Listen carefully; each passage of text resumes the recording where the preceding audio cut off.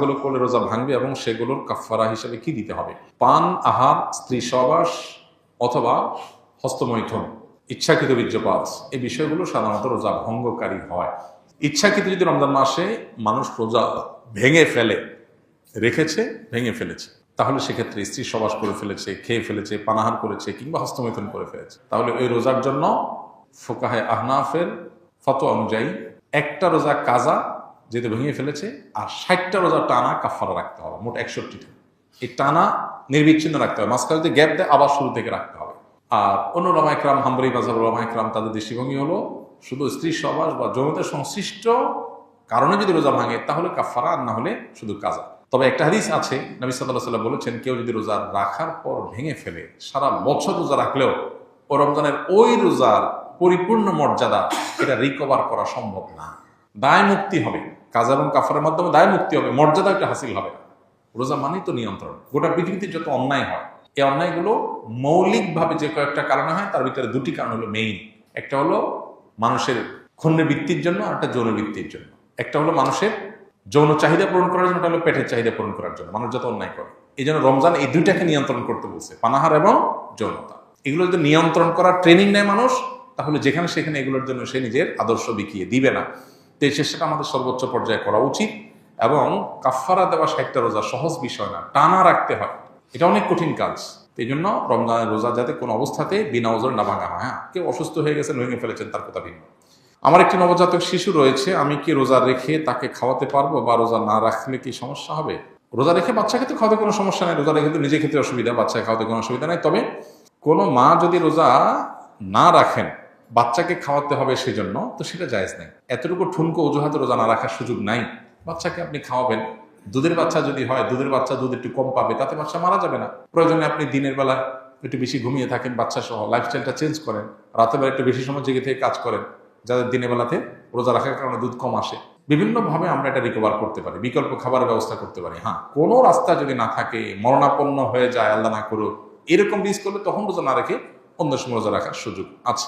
আমার বাবা চোখের জেনা করে, মহিলাদের সাথে শয়তানি করে, এখন আমার করণীয় কি? আমার বাবাকে দেখলে ঘৃণা লাগে, তার সাথে কথা বলতে মন চায় না। খুবই দুর্ভাগ্যজনক এবং অত্যন্ত লজ্জাজনক একটা বিষয়। কত বিচিত্র এই পৃথিবী দেখেন, কত বাবা মা সন্তানকে বিপদগামিতা থেকে বাঁচাবার জন্য লড়াই করেন। আছে না অনেক বাপ মা, ছেলেটা নষ্ট হয়ে গেছে, পাগলের মতো অস্থির। বেশিরভাগ ফ্যামিলিতে তো এইটাই হয়। কিন্তু এই প্রশ্নে আমরা দেখলাম উল্টাটা, যে বাবা বেলায়নে যাচ্ছে, বা ছেলের মধ্যে আল্লাহর ভয় আছে, বা ছেলের মধ্যে সততা তাকওয়া আছে, তে সে এই গুনাহের প্রতি ঘৃণাবোধ তার তৈরি হয়েছে, বাবার কর্মে সে বরং বিব্রত এবং অস্বস্তিতে আছে। আমরা দোয়া করি আল্লাহ তাআলা তার বাবাকে পরিপূর্ণভাবে ইসলাহ এবং সংশোধন করে দেন। যে ভাই প্রশ্ন করেছেন তাকে বলবো, বাবা মা এরকম আমাদের সিনিয়র কেউ যদি কোনো গুনাহে, কোনো অন্যায় লিপ্ত থাকে, খুব স্বাভাবিক আমাদের কষ্ট লাগবে।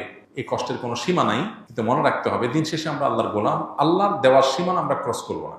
বাবা যদি অন্যায় করে, বাবাকে আমি বোঝাবার মতো হলে আমি বোঝাবো, আর যদি এই অন্যায় নিয়ে আমি বোঝাবার মতো না হয়, তাহলে অন্য কাউকে দিয়ে বোঝাবো। মাকে বললাম, অন্য কাউকে বললাম। আমার বিভিন্ন প্ল্যান থাকবে, মসজিদের ইমাম সাহেবের সাথে একটু দোস্তি করে, খাতির করে তাকে দাওয়াতি কাজে লাগিয়ে দিলাম, যে আমার বাবার দিকে আপনি একটু মনোযোগ দেন, তাকে একটু দাওয়াত দেন। যারা এলাকাতে দাওয়াতি কাজ করেন, বিভিন্ন ইসলামিক অর্গানাইজেশন, মুভমেন্ট, দাওয়াতি কাজের সাথে আছেন, তাদেরকে ধরাই দেন, তারা যেন আপনার বাপকে টার্গেট করে দাওয়াতি কাজ করে তাকে যেন ইসলাহের উদ্যোগ নেয়।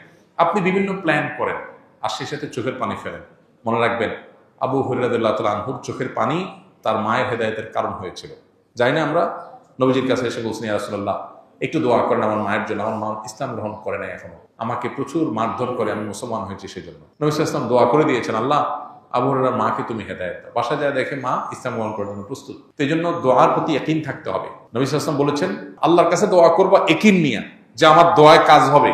দোদুল্যমনা, সংশয় নিয়ে হবে কি হবে না সে ধরনের মানসিকতা নিয়ে দোয়া করলে দোয়া কবুল হবে না। এই জন্য আপনার বাবার জন্য আপনি দোয়া করেন, অন্যদেরকে দিয়ে বোঝান, খবরদার আপনি নিজে তার সাথে ব্যবহার খারাপ করতে যাবেন না। এটা খুব অ্যাসিড টেস্ট, অগ্নি পরীক্ষা, যে বাপ উল্টা পাল্টা করবে, আবার কিছু বলাও যাবে না বাপ সেদিন শেষে। তো এই পরীক্ষা আপনাকে জিততে হবে। আমরা দোয়া করি আল্লাহ তাআলা আপনার বাবা হেদায়েত নসিব করুন। চেষ্টার পরেও যদি তিনি তার পথ থেকে ফিরে না আসে, তাহলে সেক্ষেত্রে আপনি সন্তান হিসেবে যতটুকু সম্ভব তাকে আপনি ততটুকু বলতে পারেন, কিন্তু সেটা যেন সীমানা ছাড়িয়ে না যায়, লক্ষ্য রাখতে হবে। কেউ রমজান পেল কিন্তু গুনাহ মাফ করাতে পারলো না, তার জন্য ধ্বংসের বদদোয়া করেছেন জিবরিল, নবী সাল্লাল্লাহু আলাইহি ওয়াসাল্লাম বলেছেন আমিন, আমি এটাকে সমর্থন করি। তার মানে জিবরিলের দোয়াতে নবী সাল্লাল্লাহু আলাইহি ওয়াসাল্লামের সমর্থন, এই দোয়া তো বিফলে যাবে না। তার মানে রমজান পেয়েও যদি আপনি মাফ না পান, তাহলে ধ্বংস কেউ ঠেকাতে পারবে না, এটা চরম একটা দুর্ভাগ্য। এই জন্য রমজান মাসে যে কোনো মূল্যে আল্লাহর কাছ থেকে মাগফিরাত পাওয়ার চেষ্টাটা সেরকম আল্লাহর কাছে প্রত্যাশা রাখার মতো করে ইবাদতবন্দি করা দরকার এবং মাগফিরাত কামনা করা দরকার।